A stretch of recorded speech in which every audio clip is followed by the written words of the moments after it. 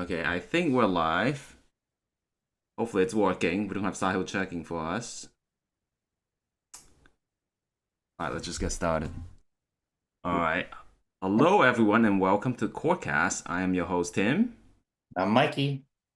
Well, so today, unfortunately, Sahil couldn't make the episode, so we kind of have to, Mikey and I will have to split Sahil's duty.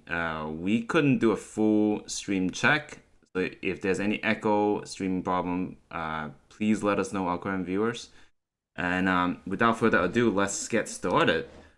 So, Mikey, you and I were chatting, and I think we thought it would be fun to do something a little bit different, and we're thinking about doing one of these thought experiment.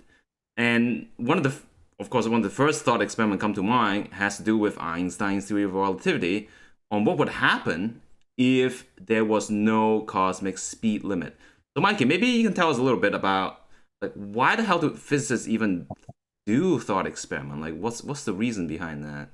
Yeah, right. So thought experiments, um, gosh, so I never got, when I was studying physics in high school or I don't know, even as an undergrad, I never got the impression from any teacher, it was never conveyed to me that thought experiments are an important thing to do. I remember sometimes when I was like lazy and studying for like a math test, I'd be like half asleep and I'd be like, yeah, I'm like running through the equations in my head. And that's kind of like a thought experiment, right? And even if you look at like professional fighting, like, a lot of people who have experienced sparring, they say that they can kind of imagine sparring in their head and get some of the benefit of it. So the idea of being able to like do a thought experiment to like imagine what if things were different? How would things look? And be able to predict that correctly is it's such a important thing for the development of science, I think. I mean, famously, Einstein used thought experiments. In German, it's called Gedanken. It's called a Gedanken Mm-hmm. experiment. It's an experiment you do in your head where you imagine what things would be like. Um, and if you're correct about it, sometimes it can lead to extraordinary breakthroughs like Einstein's theory of Yeah. relativity. I feel like we should touch upon some examples. What are some examples that are different from what we're talking about? Well, Of I thought. mean, maybe not totally different. I think Einstein famously thought of like what would the universe look like if he was able to ride on a beam? That's kind of one of his famous one, right? Yeah. Yeah. If he was riding on a beam of light. Wait, the more famous one is so when Einstein was thinking about how gravity works, right? Like how you like your it makes your feet kind of stick to a surface. And he was imagining, what if I was on an elevator that was moving Right, up? right. Yeah, like could I tell the difference between that acceleration and gravity? And the answer is no. There's nothing you can do to tell the difference. And that's what led to the equivalence principle, right? So Yeah, these thought yeah. experiments are really, really, yeah, people should know, understand more about the importance. And it's really, what is it? It's exercising your imagination, right? Yeah. But in like a rigorous scientific way. And I think this should be practiced more, should be taught more. Yeah, so certainly, I think when I was studying introductory physics, there's really no emphasis on that, and particularly when you do No, not at all. homeworks. Yeah, when you do homeworks and calculations, the answer is always known. There's an answer. It's almost like just plug in a calculator. And nowadays, I don't know, put it in ChatGPT, right? But what ChatGPT couldn't do is imagining a different world, and I think that's really like what makes a good theoretical physicist. And Einstein probably is one of the first ones to popularize it. Yeah. Yeah. I mean, in a sense, that's what like statisticians call like a counterfactual, right? Like, what would have happened if Hillary Clinton went to Ohio instead of Montana? Like, would she have won the election? It's something that's like, even statisticians, uh, Well, but I think it's human intuition is really the only tool we have for doing this well. right. So, but well. So I I guess we should just get into it, right? Okay, So bye. yeah. So what? We, So we, first of we all, we could talk about the importance of thought experiments all day, and I don't think it forever, would pretty waste much. time. Yeah. But yeah, let's move on. But so first of all, what the heck is the cosmic speed limit, and what does it mean to get rid of it? How do we even Mhm. think about that? Yeah, so I don't know. I think we should start like we're talking about a Gedanken universe, a hypothetical imaginary universe, right?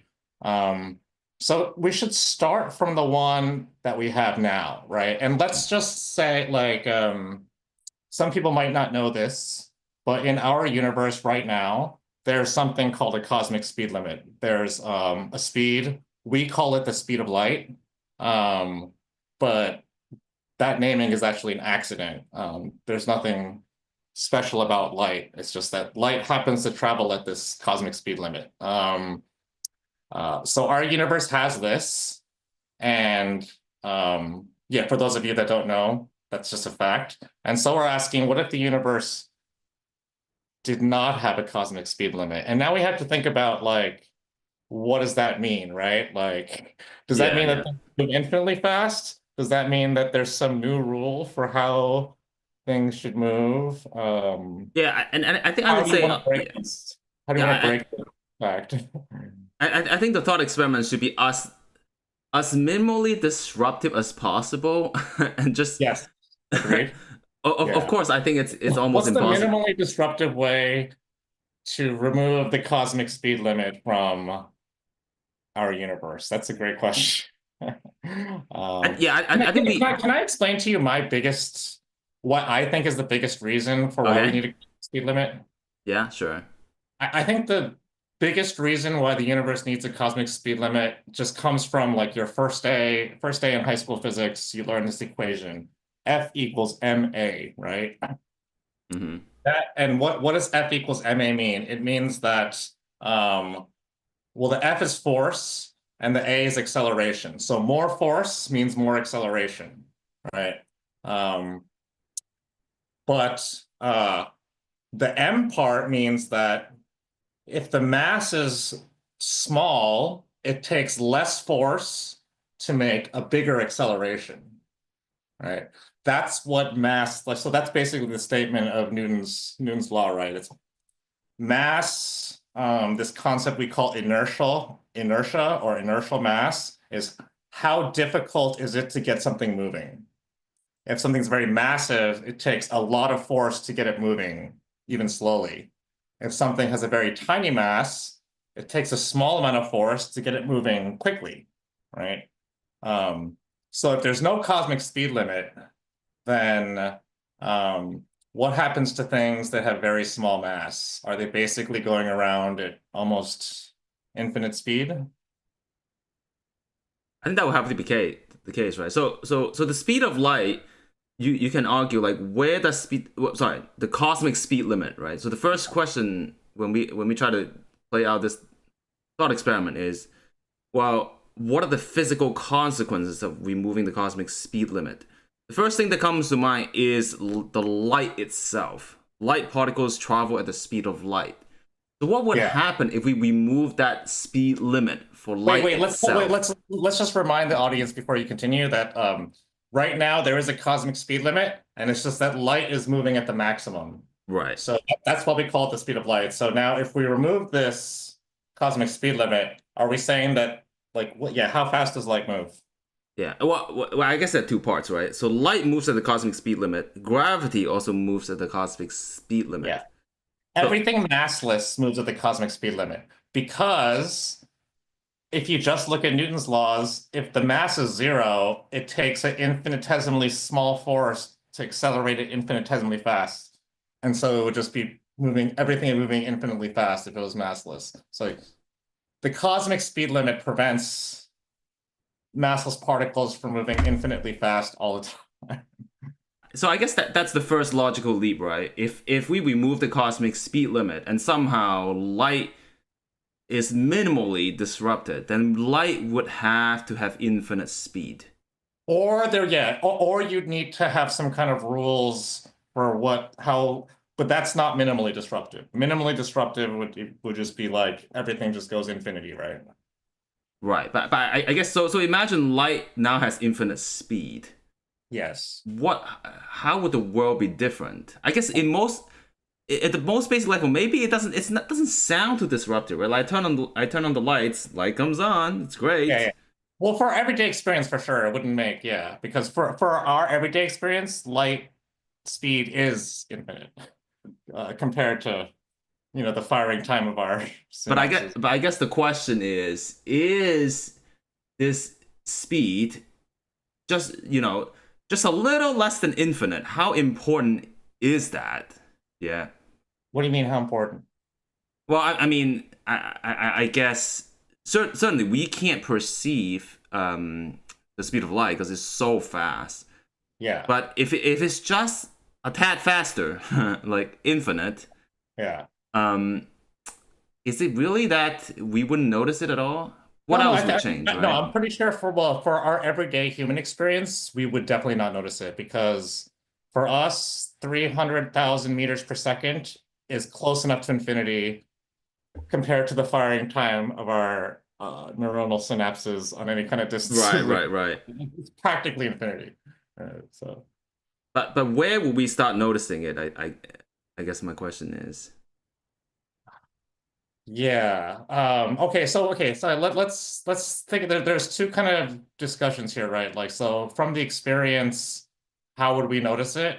And then there's a separate question of like, would the laws of physics break in some way? Those are two separate questions, right? So maybe we Hmm. should tackle them separately. Yeah, I yeah, think sure, sure. I think for the first one, like if there was no cosmic speed limit, if it was, let's say it's just a simulation, this is a VR headset, right? And all of a sudden the signals in the VR headset, instead of moving at 300,000 meters per second, they move infinity meters per second. I think we would not notice a goddamn thing. Like that's below the resolution quality of the simulation, right?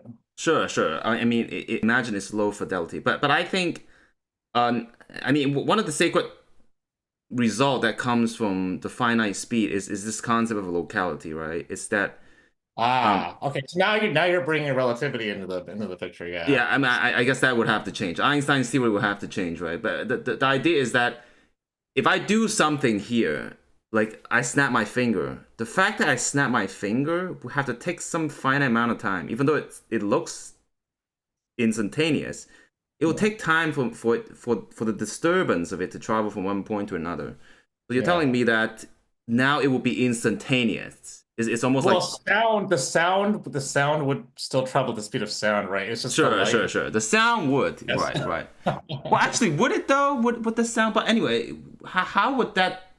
Yeah, the cause, the No, I difference think between. I think compression waves would behave the same. If like, okay, well, we're kind of getting ahead of ourselves. So wait, can I just like say something for the audience's sake? So we talked about this thing called the cosmic speed limit, right? And we're talking about what would happen if there was no cosmic speed limit. And so I think it's time to reveal to the audience now, for those who don't know, that this cosmic speed limit, as we understand it, is part of this greater structure called relativity, which demands that there has to be a cosmic speed limit.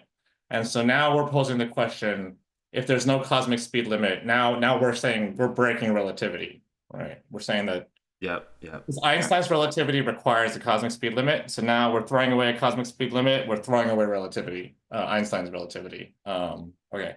And I just wanted to Yeah, say yeah, that for yeah, the. yeah. So I guess what we gain is we I guess it's almost like you gain what we call simultaneity. Basically, like Yeah. when I do something, someone else will instantly notice it. Like maybe maybe that's a good thing, right? Instant Wait, no, it's not communication. obvious. It's not obvious. Wait, so a lot of people don't know this. In Einstein's relativity, there's no such thing as simultaneity. That's a complete fiction. Um, the fact that me and Tim think we can agree on something called simultaneous is only a consequence of the fact that we're close to each other, as in like we're Right, less right. than like a billion miles away, less than a million miles away. So we can roughly agree on simultaneity. But one of the consequences of Einstein's relativity and one of the consequences of a cosmic speed limit is that, well, it's intuitive, right? If there's a cosmic speed limit, there's no way for two people to agree upon something being at the same time because everything requires communication, and communication takes time if is Mm. a cosmic speed limit. So if there's a cosmic speed limit, you cannot define simultaneous. Simultaneous is a fiction. But I guess in some sense, communication would be great. This is like imagine Yeah, we're playing a game. I think it would be better.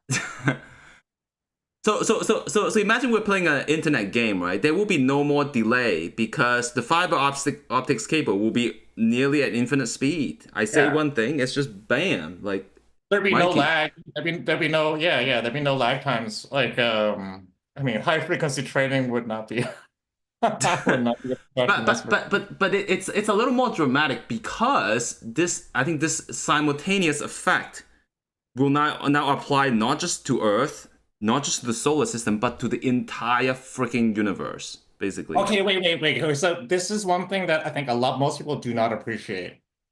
But like, so a lot of people have probably seen the movie Star Wars, right? And in Star Wars, um, the beings in the Star Wars universe, they populate a galaxy, and basically they're trying to imagine it's like a solar system where different planets are battling each other, but they're imagining it happening on like a galactic scale where like different star systems or have like, beef with other star systems and they're fighting, right? Um, but Tim and I have talked about this a lot, but in reality, it would not be possible to do that because of the fact that when you separate yourself over galactic distances, then the notion of simultaneity breaks down to such a high degree that it really makes no sense to even talk about before and after. Like, two people who are on different sides of the galaxy can not even agree on what happened before what or what happened after what. So how could they possibly coordinate any kind of like intergalactic war? Um, Having no cosmic speed limit would enable the entire galaxy to kind of like exist and communicate um, as though it was basically at the same location, right? Yeah, so it destroys the notion of locality because I can communicate with you instantly. It's basically like you're right next to me. There's no such thing as distance anymore. I guess yeah. So distance will feel much closer. Yeah, nothing is far. Nothing is far away. I guess in some sense it's always a little disappointing.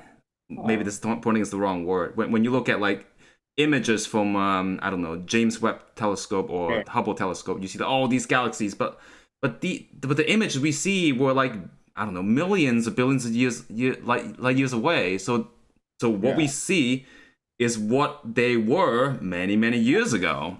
yeah. I guess that effect will be gone. What we see Yeah, is what yeah. you get A right lot of now. people probably learn that. A lot of people probably learn in astronomy, right? Like when you look at the stars, because light travels at a finite speed, you're actually seeing the stars how they looked, whatever, billions of years ago. But if there was no cosmic speed limit, then no, yeah, that would, yeah, as Tim mentioned, you would get instantaneous updates from the whole universe all the Right. time. Yeah, but I Um, think so far these are seems to be mild effects. But I think it's more than that. If indeed we see stars as they are right now, whatever that yeah, means, the yeah, signals instantaneously travel, the night sky would be very different, wouldn't it? yeah.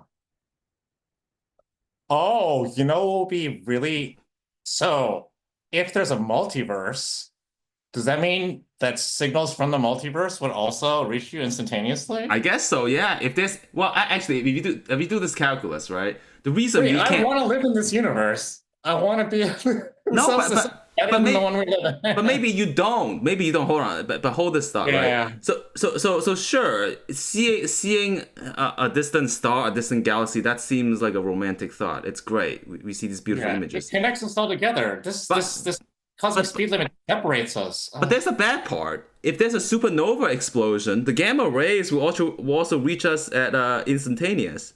That'll be Yeah. terrible. That'll be terrible. Wait.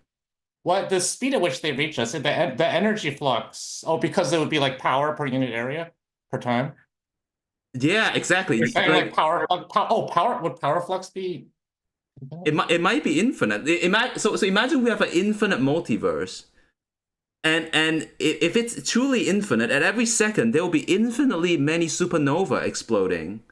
And Yeah, if it takes the supernova instantaneous amount of time to travel to us, then every second will be instantaneously fried by infinite amount of gamma Oh rays. yeah, yeah, Wouldn't yeah. that completely There's no space there's no space in between the disasters. wouldn't All, that would completely all nuke the us? yeah. Huh. but Wait, but wait, no, huh. dispersion. Well, talking about supernova jets, because supernovas like blast out in one direction, right? Like if you got Yeah. um I think there is a way to fix it, right? We're assuming if the density of supernova is uniform, then it will blast us in all directions. yeah. We can be saved if somehow the further away they are, the fewer supernova or these dangerous objects exist. But Oh, yeah. If the but universe is really infinite, then yeah. then we're nuked. But if the universe somehow has a Well, preference. okay, if the universe was totally infinite and uniform, and then everything we would see would be pure white light, right? Because we would see infinitely dense stars in every direction, and all that light would be reaching us instantaneously. We'll be in an So, oven. We basically will be in an oven. We will be cooked right now, I think. hmm. Infinite, the power of Wait, infinite is that true? suns. Wait, because wait, no, no, wait, is that true? Because the reason why the dispersion of the power scales down as like the cube because we're in three dimensions. Does No. The power scales like like, one of r square, right? And if the yeah, but does density the is why does the speed of the signal affect that? um well, I guess this is not a totally concluded thought. Like the Yeah, only thing we're saving us spitballing. from the only thing saving us from being cooked is the expansion of the universe. It's expanding faster than all the lights can reach us.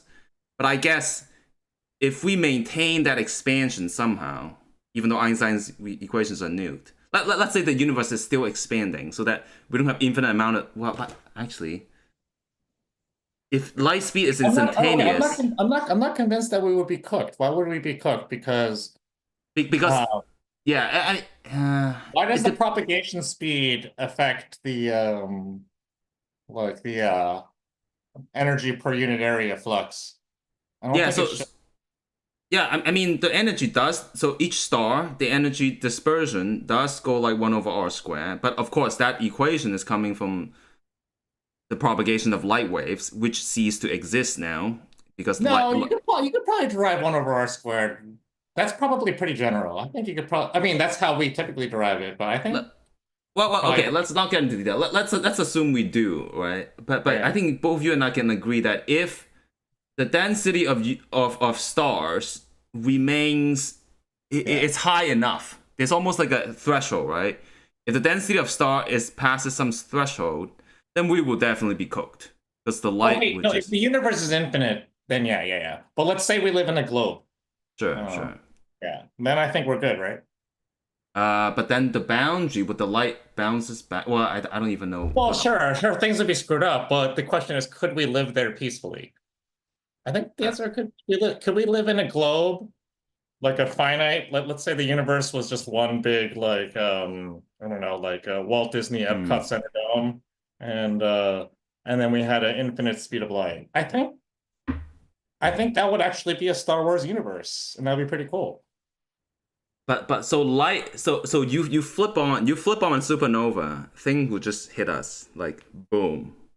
No, because we're in a globe, so there's not going to be that many supernovas going on. One, Okay. yeah, and the chance it'll direct at us is small. Yeah, So I think yeah, I like this. I like this idea. so let's say that destruction is not there. Let's say there are no supernova for now. No, I mean, there's going to be some sort. In fact, I saw a video the other day that, yeah, there's some evidence that, some people, well, not evidence, but there's some theories that people think where, supernovas might have actually catalyzed some reactions. But So okay, yeah, but let's just assume that supernova don't kill us. We're good. Okay. yeah, yeah. Or black holes don't kill us. But then No, I the Earth got blasted by a direct supernova beam sometime the in 1930 or whatever, the famous. was it was around the Cambrian explosion. No. It was like hundreds of millions of years ago. Oh yeah, I But mean one there's evidence for the fact that the Earth got blasted like a direct. direct hit, like the beam just lined up directly and just blasted Earth. Um, yeah, I Okay, saw but Elon's video about it. so let's assume something catastrophic does not No, no, no, happen. no. No, some catastrophic things have to happen. That's part of like the evolutionary game of life, right? So there's some supernovas going off, but In we're in a dome. between. We're in a dome, so it's not an infinite number, and so it's manageable. We get lucky, we survive, right? It's In fair. between these cataclysms, we survive. But wouldn't Earth be pretty noisy? Like imagine you have a bunch of radios, right? So radios are broadcasting signals to us. Yeah. If Oh my the God, all it'd the be so t- much easier to find extraterrestrial life. The search for extraterrestrial life would be so much easier because you just have to listen right now and just see who's talking. It's like literally, like when kids they have like those tin cups with the string so they can talk to each other. Like it's like having that. Except Like there's no all, string. The cups are literally next to each other because it's yeah. instantaneous, right? It's like you flip on a Wait, switch. would you say could this be equivalent to like literally like the EPR equals ER? Like there's like literally a wormhole connecting everything. I don't know if physics is consistent enough to push to that direction yet. So, I, but I bet that it's equivalent to saying that. Sorry, this is completely wow. Someone, if this is was probably wrong. But I just feel like it must be equivalent to saying everything's a wormhole, but the distance between the wormhole traversal goes to zero. Everything is basically just next to each other, right? okay, well let's address some audience questions with one Oh, there's audience. already questions. Wow. Um, I think one of them is a comment. This one is that could it not be the case that there is no cosmic speed limit and light still continues at its normal speed? Why would light have to be infinite in this idea? Oh, yeah, yeah, yeah, sure. So it could be that light is special and light travels at this speed, and maybe some things travel above it and some things travel below it. We didn't consider that situation, right? Yeah, but I Like, think that would be pretty awkward because light is it would be awkward. massless. Yeah, light Yeah, because light is massless. Without the infinite speed, then it's yeah, how it is indeterminate basically. Like how would yeah. light travel? So if light is massless, it has to travel infinity speed, or there has to be a cosmic speed limit. Those are like the only two options for a massless particle, right? Yeah, Uh, because yeah, if you believe in F equals ma, if you believe in F equals ma, or some form of that. Basically, if you have yeah, some light particle travel at speed x, yeah, and let's say you have take F equals ma or some equivalent of that, because yeah, there's no mass is zero, yeah. then It's a singularity. yeah, it's a singularity. So like, Yeah, if you put an acceleration, does it go to infinite right away, or? yeah, I mean, of course, this question is not fully well defined. yeah. We're running a thought experiment, but Well, I think it's instructive to think about particles like the neutrino. So a neutrino is a particle that we know exists, and its mass is so close to zero that people almost like it's so hard. It's almost been hard to measure. And neutrinos are basically always going around the universe at almost the speed of light. Why? Because if you happen to catch a neutrino standing still, it would take an infinitesimally small amount of force to send it flying in infinitesimally close to the speed of light because of how small its mass is. So you can just imagine that to the extreme. Like what would happen if you took that to the extreme? Um, right, it's yeah. pretty crazy. Yeah, and I guess it's also because we are taking the lazy way out. Because the easiest first way to talk about this thought experiment is to just take the speed of light to infinite and see what the equations Yeah. turn out to be. Yeah. Oh, yeah. So for the audience question, this goes back to us, Tim's proposal of the minimal disruption. This is the way to minimally disrupt Yeah, yeah. the speed limit. Yeah. So a quick follow up on another audience question. So how do we know what the ultimate speed of light is? The speed of light changes depending on the medium through which it travels. It travels much slower through a diamond than the vacuum of space. Mhm. That's a good question. Yeah. So, well, there's a theoretical cosmic speed limit, um, and every time we've observed light moving in a medium that we think is close to a vacuum, we see it, well, the closer we see light moving in a medium that we feel is closer to a vacuum, the more we see it asymptotically approaching this theoretical maximum. It's true, light in air slows down, light in water slows down, but if you measure light in all these different mediums, and you look at how close these mediums are to a true vacuum, you see it approaches like, experimentally indistinguishably close to this theoretical maximum. So it's just there's every reason to believe, and trust me, people do experiments to try to disprove this. People have tried to see if like different colors of light travel at different speeds by even like 10 to the minus 10 meters per second. And they've all come up null. So the reason we believe this is mostly experimental evidence, in my Yeah. opinion. And I would just add that it is known that when light gets slowed down, the speed is really the effective speed. It's just that light gets bounced around, and Yeah. you can actually directly measure that effect. If you zoom in on the molecular level, you see that light is bouncing around, and as it bounces around, on average, it slows down. But anyway, Of course, that's all assuming you buy relativity and all. right.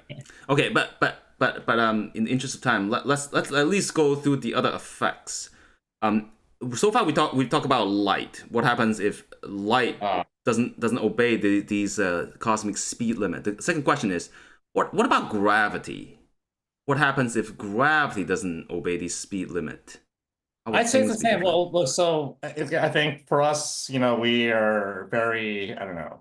I don't want to say brainwashed, but we are, relativity is worked into our DNA, right? So to us, gravity and light are the same, right? It's just communication of signals become instantaneous as opposed to having some kind of a time delay.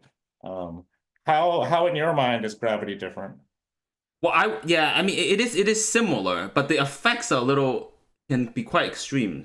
Like for example, imagine there's a black hole somewhere in the galactic intergalactic medium.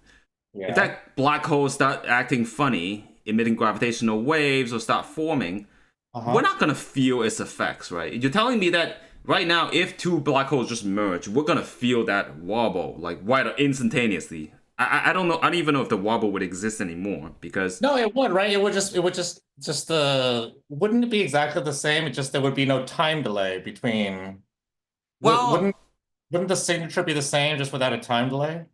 basically, if you nuke the speed of light, Maxwell's equation goes to hell. That equation Oh, don't make yeah, sense anymore. yeah. And in the same vein, Wait, if wait, you wait, wait, wait, wait. Is there a way to nuke the speed of light and maintain Maxwell's equation? Is that impossible? I don't think so. I think there's some yeah, It could at least be a coincidence, right? Like uh, I think you have to it would take be really contrived. It would be really contrived, yeah. but It'll be it'll be pretty. The equation will change drastically. I think some remnant will survive probably because you can literally take Maxwell's equation, take the infinite speed limit, and see what remnants you have. wait, or you could take Maxwell's equations and say, okay, this only applies to photons. So photons travel at this speed, and maybe there's like some glue-on version of Maxwell's equations with some different C, right? Like, you can imagine. Uh, well, I don't I know. mean, that's That's terrible. I much. mean, no Yeah. one wants to do that, but But I think for the gravity, I mean, Einstein's equation is definitely nuked. Gravitational waves, I don't even know if it will exist in that way. Gravitational, well, I mean, famously, Newton has this thought experiment, right? He was thinking that, the Earth is attracting us, and then the sun is attracting the Earth. He thought about his Newton's law of gravity, and it doesn't take into account what happens if the sun just go poof, gone in an instant. And Newton was very uncomfortable with that, and he said that's one of his deficit of his gravity, gravitational theory. And indeed, when Einstein comes in, the resolution is that hey, if the sun would instantaneously go out, the Earth will still feel the attraction of the sun for a while until the massive gravitational wave from the disappearing of the sun propagates to us and then passes through us, then we'll feel a new regime. All of a sudden, then the orbit of the sun will modify. But in this instantaneous scenario, the moment the sun goes away, we're gonna feel it like right that instant, just like light, right? Wait, So in I, this sense, okay, sorry, continue. I didn't. but well, yeah. Well, and anyway, wouldn't the orbit of the Earth be kind of screwed up then in the universe, or it would just be a lot more? Would it be a lot I more don't think so. I unpredictable? don't think so. I would argue. So I think the only difference. So let's take limits, right? Let's say we get rid of it. So right now in our universe, gravitons are massless and photons are massless. So they both travel at the same speed, the cosmic speed limit. Let's say we just relax this. So now I can twiddle the speed of gravity and light. I can make them infinite or zero, right? If I change these speeds, the only difference if the sun goes poof, right, is whether I see it first or whether I feel it first. Right, like if gravity travels faster, it's like a sound versus light when you see a lightning Mhm. strike. You see it, then you hear it. Right? So that's the only difference, right? Um, but I can't think of anything that would break when I take this to infinity. I think it would just like if I just keep, let's say if I keep um the speed of the graviton steady and I dial up the speed of light, then I would just like I'd see the sun disappear instantly and then just feel its gravitational effects later, right? I think. Yeah, I think the answer is quite a bit harder to ask because But certainly certainly a lot of things would break with special relativity, but we have to okay, we can't go through all that though, right? Certainly the whole structure would come crumbling down and we would need to find alternative explanations for why everything else holds together. yeah, basically the whole point is general relativity will break because and it governs the structure of the universe. Like how I guess here comes the next question, right? If we get rid of the speed limit, can we still have a universe that has structures like galaxies and solar systems and ultimately planet I would Earth? say no. Definitely no, yeah. Because okay. Gosh. Just turning, okay, so one of the things that people don't realize is that like this the fact that there's a cosmic speed limit is actually related to the space, the shape of space and time itself, and the shape of space and time itself determines what kind of particles, what species of particles can exist. This is all like a web of interconnected verified theories. But if you take one of those away, then the whole structure collapses. So one thing Tim and I definitely agree on is if you remove the cosmic speed limit, you have to re-explain every single successful result in modern physics. You cannot build buildings. You cannot compute like Newton, like everything. Your ability to make skyscrapers goes away. So you have to start from scratch. Yeah, so basically Einstein's like our entire theory of the formation of our universe will have to be modified. Yeah. But wait, Um, do we want to touch on that now, though? That almost seems like a separate discussion, right?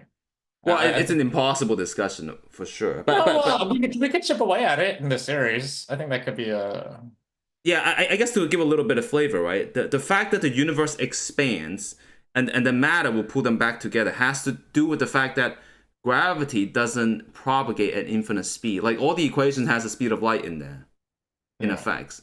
So so yeah, so so there are two balances. The universe is expanding, and that's kind of reducing the amount of structure because it's expanding, it's diluting the kinds of structure we can have, and that and then the matter is clumping, because of gravitational attraction, and that's increasing structure. And only by the Goldilocks combination of having structure but not too much structure, because having too much structure will form a black hole, and then everything breaks. Basically, we'll have nothing left to enjoy life with. So between this Goldilocks zone of making structure, not making structure, we end up having sort of halfway. There's galaxies, solar systems, and planets to live on. The question is, if we disturb this balance by just getting rid of the cosmic speed limit, which way would it go? Do you think? Would it make too much structure or not enough structure? I think that's That's impossible. So basically, what you're asking is if I have this giant building and if I rip out the foundation, which way is it going to fall? I have no idea. I think for these kinds of discussions, we have to assume that when we rip out the foundation, that there's some kind of like unspoken thing replacing it. To Yeah, I some extent, guess. we have to. Otherwise, we'll be forced to like reconstruct physics every time we have these discussions. Oh, So I guess maybe there won't be black holes, right? Because the argument for black hole is that when the curvature is so large, not even light can escape. But like now, light has infinite speed. Of course, every equation linking the black holes to physics has a speed of light in it, c, or the cosmic speed limit. If you get rid of that, it's almost like black hole will cease to exist. It almost feels like the stretchiness of space time will just go away. I don't even know what you would call that. oh yeah, yeah, no, for sure, yeah. Space-time becomes completely rigid, right? If I Yeah, mean, it yeah, becomes uh yeah. yeah. I'm not. Any notion of not even curvature, but any notion of skewness goes away. It becomes Yeah, completely Euclidean. Yeah. So right. And I also imagine I can't. Yeah, I mean, a lot of gravitational physics goes into, let's say, stability of galaxies, right? You know, with galaxies have this shape, and without the right amount of matter and gravitational forces, that this can be completely disrupted, and it wouldn't even form in the right way. And without yeah. galaxies having the kinds of densities that it does, star formation might not have been possible, because you need, in order to form stars, you need hydrogen atom together and then Yeah, clusters and yeah, whatnot. But yeah. oh man, there's a lot of astrophysics. Let's just say, I know, but no, we can't be bothered. We have to assume that somehow for some of these things we have to assume that like evolution, natural selection just found a pathway to get so us here. okay. So I guess to the final questions then. Let's say for some magical reason, structure still exists and we still Yeah. form planets and Yeah, yeah, stars. yeah. Yeah. The final question is, would humans be able to evolve in such an environment? Would there be intelligence still left? Can we even answer that question?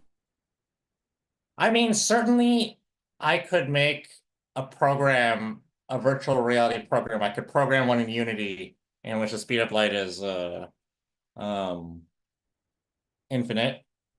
And I'm pretty sure I can set up the conditions for life to evolve there. Like in terms of like, having control over having godlike control over the constituents of this universe. So yeah, I think so. And in fact, I think I would prefer to live in this kind of a universe. I'm actually confused now as to why um, God or whatever, why they made a finite speed of light. It seems to do nothing but to disconnect us from other parts of the universe, which Maybe would to be protect helpful for us us, to talk to. to protect us from gamma radiations and aliens, maybe.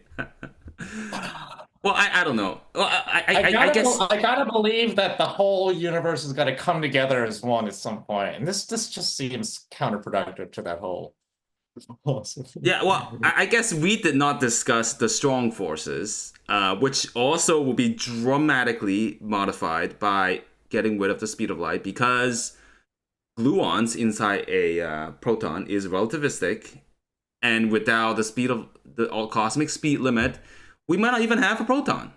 But as we all know, the quantum chromodynamics, or the field that studies the strong forces, it's incredibly complex. I mean, I don't even know how. I mean, it's impossible to talk about this in one episode.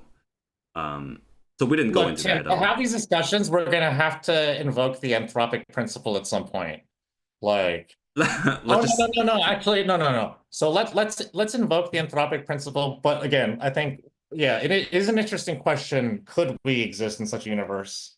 So I don't know. Since this is the inaugural episode of this format, uh, I think it would be fun to kind of balance, right, the question of like, could humans exist in such a universe? And then also tackle the question of, okay, let's say anthropics just brought us here. Then I feel like those are two interesting angles. Yeah, so You know what I'm saying? I think I'll agree with you that, like, if we invoke the fact that, let's say, nuclear physics stays reasonably intact, I don't know if that's possible yet, but let's say it is, then probably yeah, like biology, evolution doesn't truly depend on the finite speed of light. It seems like kind of distant to us. Then maybe, probably. No, well, I would say it would require more manual labor, right? If it like, the universe obviously evolved the way it did as it did. If there was no finite speed of light, maybe I'd have to like make amino acids and like put them there and make and Slightly cook them in a differently. Chemistry definitely will be a little different because, yeah. like electronic orbits and all that stuff crucially depend on some aspects of like electromagnetism. Yeah. But I think it's one thing beyond any reasonable doubt is a human's belief that they can predict what kind of pathways nature will come up with is always wrong, always hubris, always just yeah. So we should Okay. be humble. Okay, Um, I guess we're almost at time, even though I oh don't yeah, know what our time limit is. But yeah, as is our tradition, well, I guess I have two questions. First is specific to our hypothetical what if episodes. yeah, Uh, Mikey, would you like to live in this universe? I guess I have an answer now, but yeah. then what are your closing thoughts on this?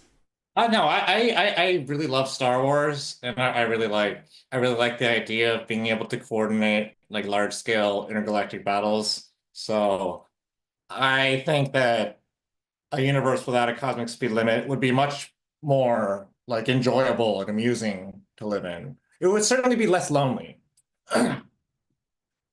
Any closing thoughts on that?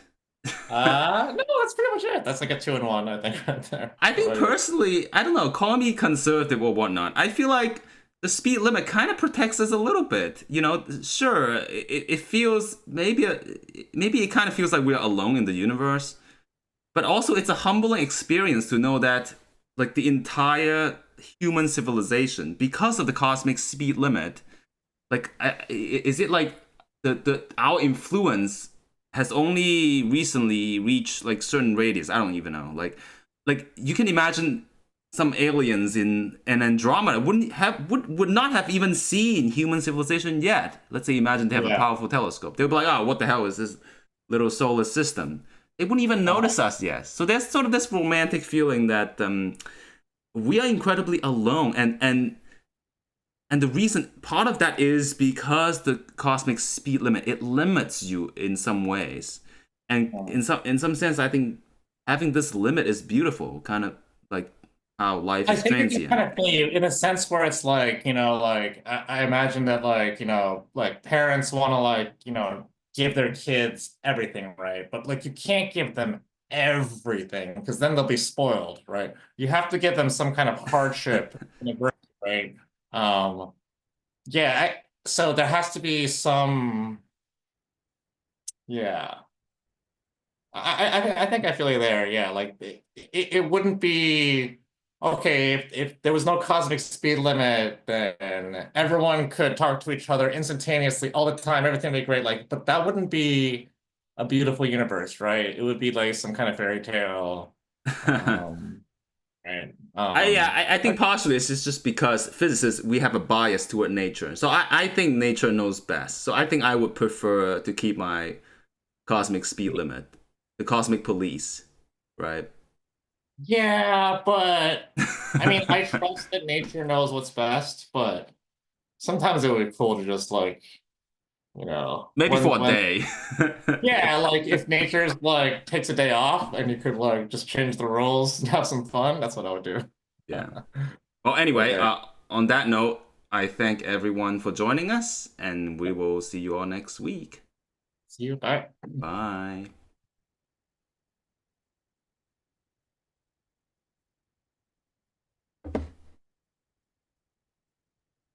That ran